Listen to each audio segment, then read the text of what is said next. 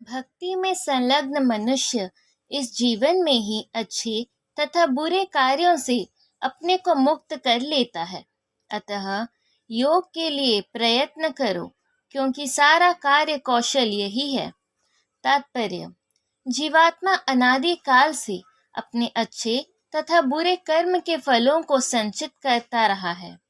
फलतः वह निरंतर अपने स्वरूप से अनभिज्ञ बना रहा है। इस अज्ञान को भगवत गीता के उपदेश से दूर किया जा सकता है। यह हमें पूर्ण रूप से भगवान श्री कृष्ण की शरण में जाने तथा जन्म जन्मांतर कर्म फल की श्रृंखला का शिकार बनने से मुक्त होने का उपदेश देती है। अतः अर्जुन को कृष्ण भावनामृत में कार्य करने के लिए कहा गया है, क्योंकि कर्म फल के शुद्ध होने की यही प्रक्रिया है।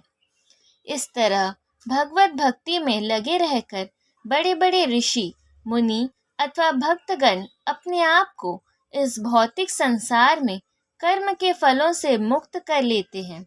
इस प्रकार वे जन्म मृत्यु के चक्र से छूट जाते हैं और भगवान के पास जाकर इस अवस्था को प्राप्त करते हैं जो समस्त दुखों से परे है। तात्पर्य: मुक्त जीवों का संबंध उस स्थान से होता है जहाँ भौतिक कष्ट नहीं होते।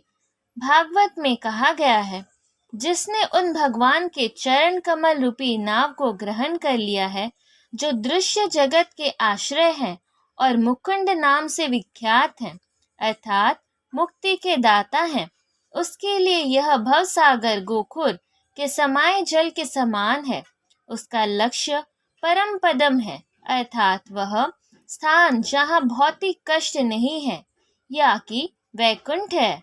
वह स्थान नहीं जहाँ पद पद पर संकट हो।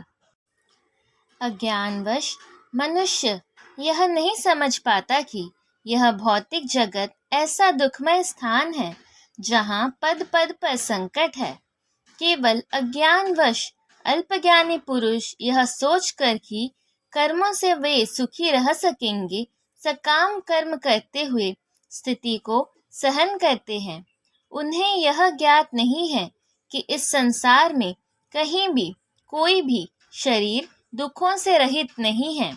संसार में सर्वत्र जीवन के दुख, जन्म, मृत्यु, जरा तथा व्याधि विद्यमान है, किंतु जो अपने वास्तविक स्वरूप को समझ लेता है और इस प्रकार भगवान की स्थिति को समझ लेता है, वही भगवान की प्रेमा भक्ति में लगता है। फलस्वरूप वह वैकुंठ लोक जाने का अधिकारी बन जाता है, जहाँ ना तो भौतिक कष्टमय जीवन है, न ही काल का प्रभाव तथा मृत्यु है। अपने स्वरूप को जानने का अर्थ है भगवान की अलौकिक स्थिति को भी जान लेना। जो भ्रमवश यह सोचता है कि जीव की स्थिति तथा भगवान की स्थिति एक समान है, उसे समझो कि वह अहंकार में है और स्वयं भगवत भक्ति करने में असमर्थ है। वह अपने आप को प्रभु मान लेता है और इस तरह जन्म मृत्यु की पुनरावृत्ति का पथ चुन लेता है। किंतु जो यह समझते हुए कि उसकी स्थिति सेवक की है, अपने को भगवान की सेवा में लगा देता है, वह तुरंत ही वैकुंठ लोक जाने का अधिकारी बन जाता है। भगवान की सेवा कर्मयोग या बुद्धि योग कहलाती है, जिससे स्पष्ट शब्दों में भगवत भक्ति कहते हैं।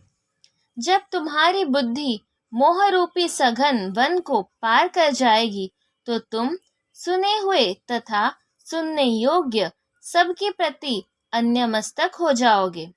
तात्पर्य: भगवत भक्तों के जीवन में ऐसे अनेक उदाहरण प्राप्त हैं, जिन्हें भगवत भक्ति के कारण वैदिक कर्मकांड से विरक्ति हो गई। जब मनुष्य श्री कृष्ण को तथा उनके साथ अपने संबंध को वास्तविक रूप में समझ लेता है, तो वह सकाम कर्मों से अनुष्ठानों के प्रति पूर्णतया अन्यमस्तक हो जाता है, भले ही वह अनुभवी ब्राह्मण क्यों न हो।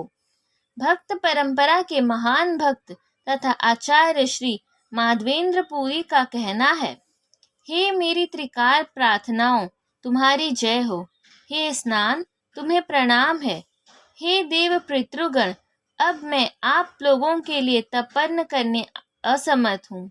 अब तो जहाँ भी बैठता हूँ यादव कुलवंशी कंस के हंता श्री कृष्ण का ही स्मरण करता हूँ और इस तरह मैं अपने पापमय बंधन से मुक्त हो सकता हूँ।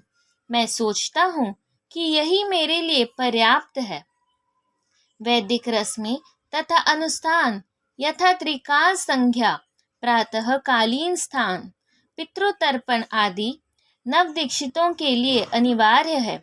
किंतु जब कोई पूर्णतया कृष्ण भावना भावित हो और कृष्ण की दिव्य प्रेमो भक्ति में लगा हो, तो वह इन विधि विधानों के प्रति उदासीन हो जाता है, क्योंकि उसे पहले ही सिद्धि प्राप्त हो चुकी है।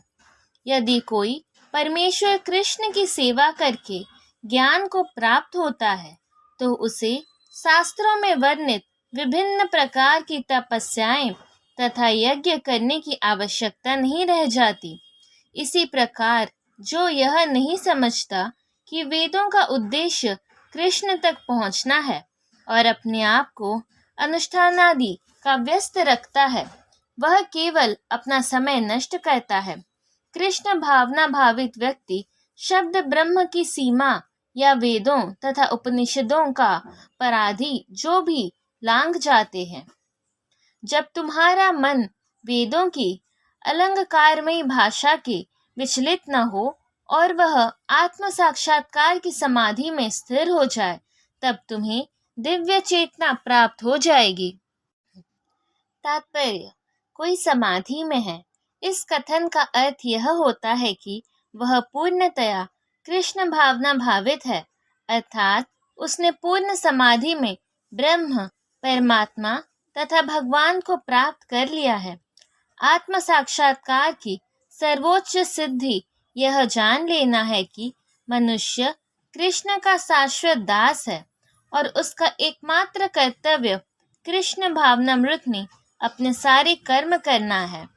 कृष्ण भावना भावित व्यक्ति या भगवान के एकनिष्ठ भक्त को ना तो वेदों की अलंकारमयी वाणी से विचलित होना चाहिए, ना ही स्वर्ग जाने के उद्देश्य से सकाम कर्मों में प्रवृत्त होना चाहिए।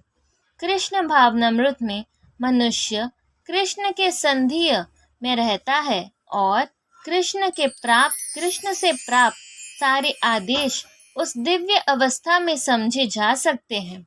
ऐसे कार्यों से परिणाम स्वरूप निश्चयकात्मक ज्ञान की प्राप्ति निश्चित है। उसे कृष्ण या उनके प्रतिनिधि गुरु की आज्ञाओं का पालन मात्र करना होगा। अर्जुन ने कहा, हे कृष्ण, आध्यात्म में लीन चेतना वाले व्यक्ति स्थित प्रज्ञ के क्या लक्षण है? वह कैसे बोलता है तथा उसकी भाषा क्या है? वह किस तरह बैठता और चलता है?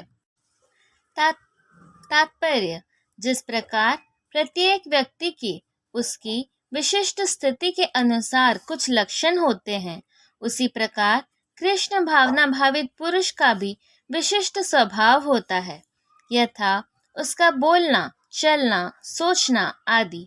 जिस प्रकार धनी पुरुष के कुछ लक्षण होते हैं जिनसे वह धनवान जाना जाता है, जिस तरह रोगी अपने रोग के लक्षणों से रुग्ण जाना जाता है या कि विद्वान अपने गुणों के विद्वान जाना जाता है, उसी तरह कृष्ण की दिव्य चेतना से युक्त व्यक्ति अपने विशिष्ट लक्षणों से जाना जाता है। इन लक्षणों को भगवद गीता से जाना जा सकता है, किंतु सबसे महत्वपूर्ण बात यह है कि कृष्ण भावना भावित व्यक्ति किस तरह बोलता है, क्योंकि वाणी ही किसी मनुष्य का सबसे महत्वपूर्ण गुण है। कहा जाता है कि मूर्ख का पता तब तक नहीं लगता जब तक कि वह बोलता नहीं। एक बने थने मूर्ख को तब तक नहीं पहचाना जा सकता जब तक वह बोले नहीं, किंतु बोलते ही उसका यथार्थ रूप प्रकट हो जाता है। कृष्ण भावना भावित व्यक्ति का सर्व प्रमुख लक्षण यह है कि वह केवल कृष्ण तथा उन्हीं के संबंध विषयों के बारे में बोलता है, फिर तो अन्य लक्षण स्वतः प्रकट हो जाते हैं जिनका उल्लेख आगे किया गया है। भक्ति